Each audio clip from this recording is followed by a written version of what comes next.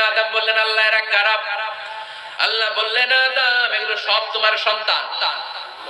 সাইয়েদনা আদম অবাক দৃষ্টিতে অপলক নয়নে নিজের সন্তানদের রূপগুলো দেখতেছিলেন। দেখতে দেখতে হঠাৎ একটা রূপকে ভালো লেগে গেল। বললেন, আল্লাহ এটা কার রূপ? আল্লাহ বললেন, এটা দাউদ আলাইহিস সালামের রূহ। পড়েন সুবহানাল্লাহ। আল্লাহ এটাকে দেখতে বড় ভালো লাগে, কার রূহ? এটা তোমার ছেলে নবী হবে, নবী দাউদের রূহ। কাম উমরু, আল্লাহ দুনিয়াতে সে কয়দিন বাঁচবে?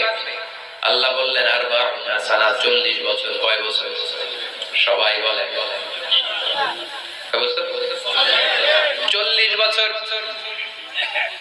সাইয়েদনা আদম বললেন, মাবুদ, আমার এত সুন্দর কলিজার টুকরা সন্তান দাউদ আলাইহিস সালামকে দুনিয়াতে মাত্র 40 বছর আপনি কেন দিলেন?